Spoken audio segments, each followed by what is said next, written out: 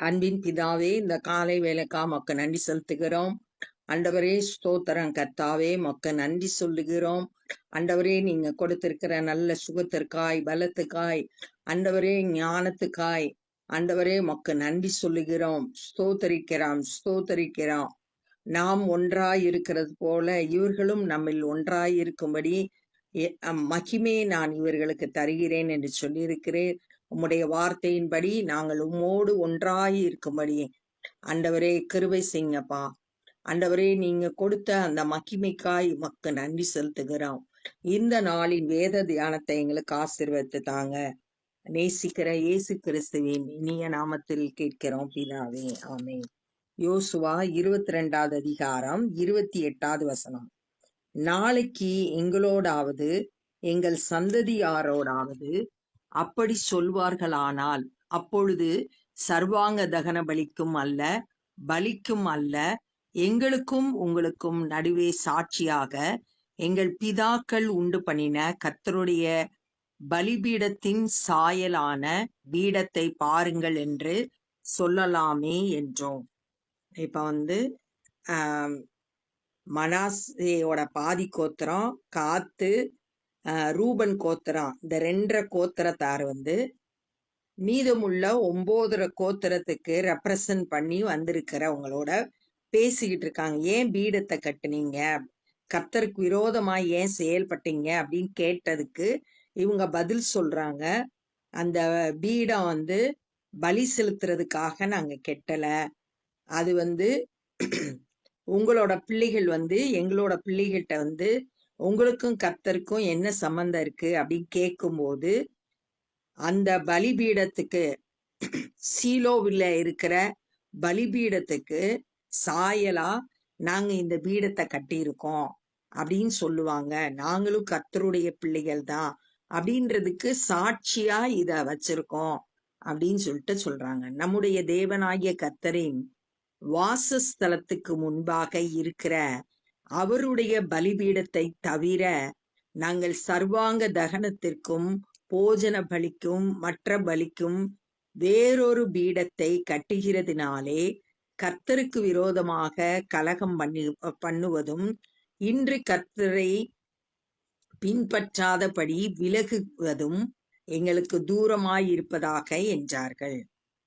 கர்த்தருடைய வாசஸ்தலம் எங்க இருக்கோ, கர்த்தர் எங்க வாசம் பண்ணுகிறாரோ அந்த ஆசரிப்பு கூடாரம் இருக்கிற இடத்துல அங்கதான் பலிபீடம் இருக்கும், அங்கதான் பலிய செலுத்தணும் அவருக்கு.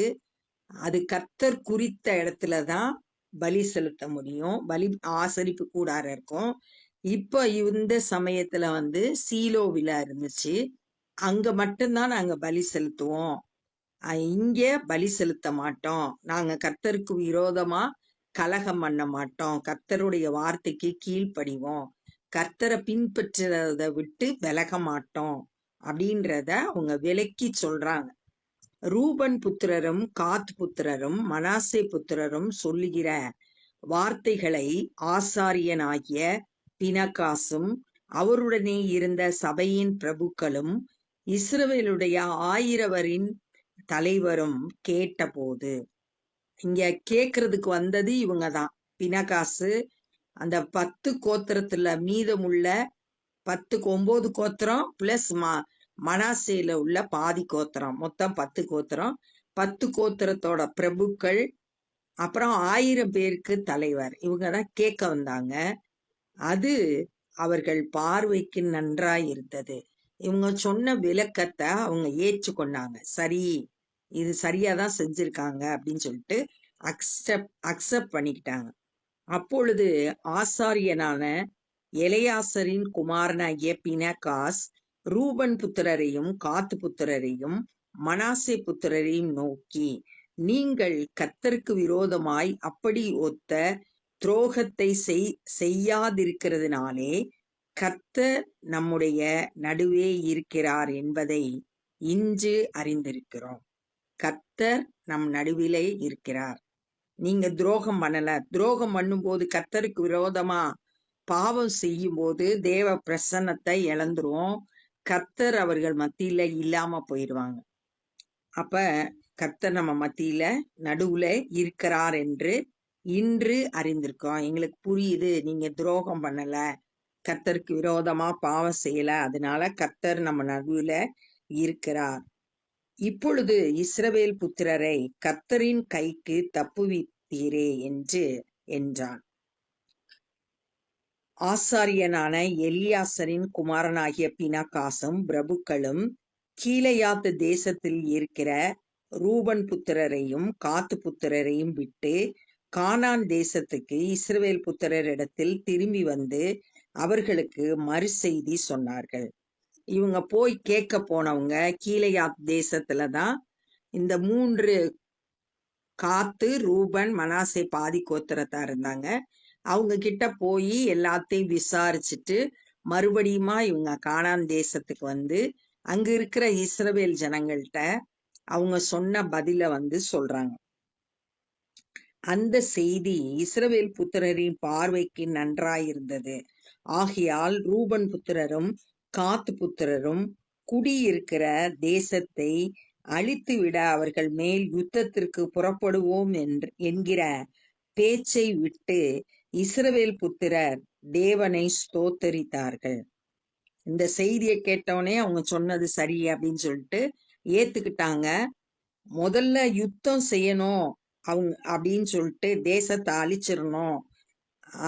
ரூபன் புத்திரர், காத்து புத்திரர், மனாசே பாதி கோத்திரத்தை முழுசும் அழிச்சிடணும் அப்படின்னு நினைச்சாங்க. அந்த பேச்சை இப்ப விட்டுட்டு அவங்களுக்காக ஆண்டவரை வந்து ஸ்தோத்தரிக்கிறாங்க. அப்படி ஒரு சூழ்நிலையில பெரிய மாற்றத்தை இங்க நம்ம பார்க்கிறோம். இந்த இஸ்ரவேல் புத்திரர் வந்து அவசரப்படாம நிதானமா செயல்பட்டதுனால முதல்ல போய் விசாரிக்க சொல்றாங்க. இவங்க நேரடியா யுத்தத்துக்கு வந்திருந்தா அந்த 2.5 கோத்திரமும் ஃபுல்லா அழிஞ்சிருக்கும். ஆனா அது ஆண்டவருடைய சித்தம் கிடையாது. இவங்க நிதானமா செயல்பட்டதுனால ஒரு பெரிய அழிவுக்கு அந்த ஜாதி தப்புவிக்கப்பட்டது. நம்மளும் கூட அவசரப்பட்டு எந்த ஒரு செயலையும் செய்யாம நிதானமா செயல்படும் போது அது சரியானதா இருக்கும்.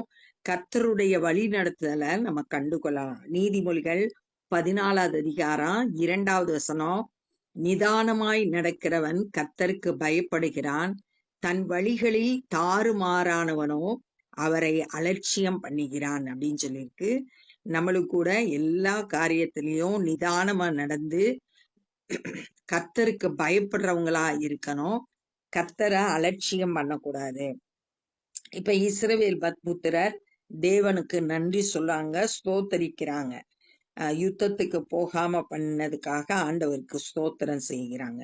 கர்த்தரே தேவன் என்பதற்கு அந்த பீடம் நமக்குள்ளே சாட்சியாய் இருக்கும் என்று சொல்லி ரூபன் புத்திரரும் காத்து புத்திரருக்கும் அதற்கு ஏத்தென்று பெயரிட்டார்கள். அந்த பீடத்துக்கு பேரு ஏத்து. கர்த்தர் தான் தெய்வம் அப்படின்னு சொல்றதுக்கு அடையாளமா அதை ஏத்துன்ற பேரு வச்சாங்க.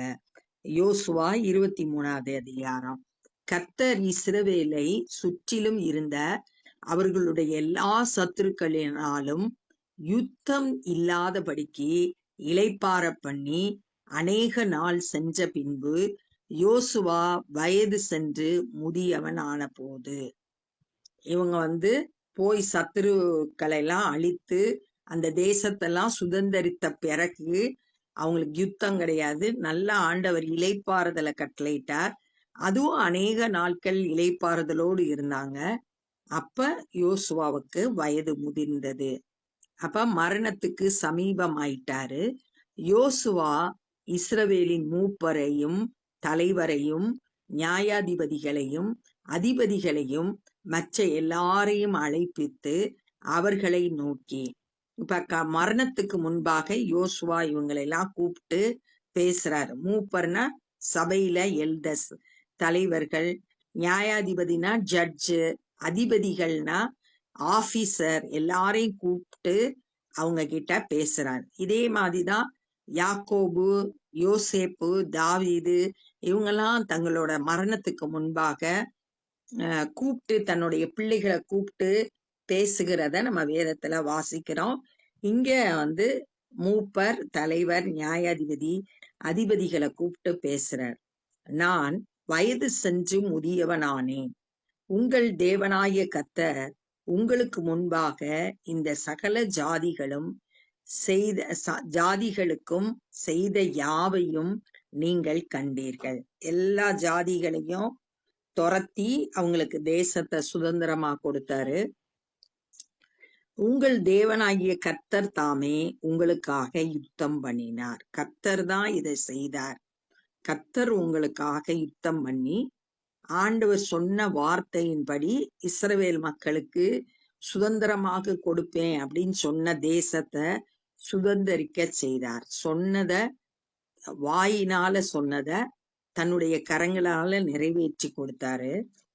கர்த்தரே அவங்களுக்காக யுத்தம் பண்ணினார். பாருங்கள், யோர்தான் முதல் நான் நிர்மூலமாக்கினவைகளும் மேற்கில் உள்ள பெரிய சமுத்திரம் மட்டும் இன்னும் மீதியாயிருக்கிறவைகளுமான சகல ஜாதிகளின் தேசத்தையும் சீட்டு போட்டு உங்களுக்கு உங்கள் கோத்திரங்களுக்கும் தக்கதாய் சுதந்திரமாக பங்கிட்டேன். சுதந்திரித்த தேசத்தை சீட்டு போட்டு பங்கிட்டு கொடுத்தேன் அப்படின்னு சொல்லிட்டு சொல்றார். ஆண்டவர் யோசுவாட்ட பேசும்போது அவர் கொடுத்த வேலையே அதுதான். யோசுவா 1வது அதிகாரம் 6வது வசனம், பலம் கொண்டு திடமனதாயிரு, இந்த ஜனத்தின் பிதாக்களுக்கு நான் கொடுப்பேன் என்று ஆணையிட்ட தேசத்தை நீ இவர்களுக்கு பங்கிடுவாய். இதான் கர்த்தர் கொடுத்த வேலை. கர்த்தருடைய சித்தத்தின்படி கர்த்தர் யோசுவா கொடுத்த வேலைய கரெக்டா செய்து முடிச்சிட்டாரு.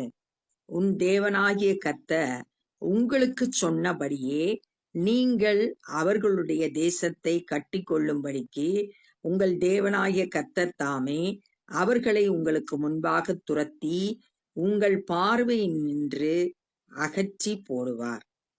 கர்த்தர் உங்களுக்காக என்ன தேசத்தை கொடுத்தாரோ அதை நீங்க சுதந்திரித்து கொள்வீங்க, அகற்றி போடுவார். கர்த்தர் அந்த ஜாதிகளை எல்லாம் துரத்தி அதை அகற்றி போடுவார்.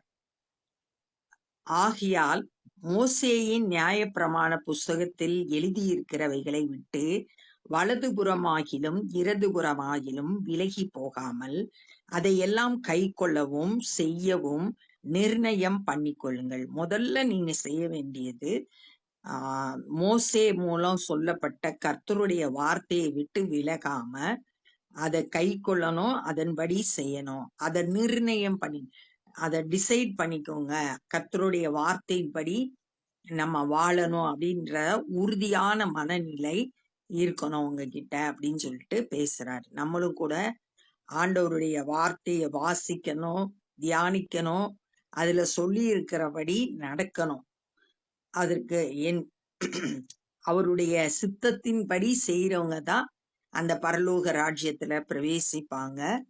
அப்ப அவருடைய சித்தத்தை நம்ம அறியணும்னா அவருடைய வார்த்தையை வாசித்து அதுல சொல்லப்பட்டதை அறிந்து அவருடைய சித்தத்தை செய்யணும். அப்ப இந்த நாள்ல என்னெல்லாம் கற்றுக்கொண்டோம் அப்படின்னா, அவங்க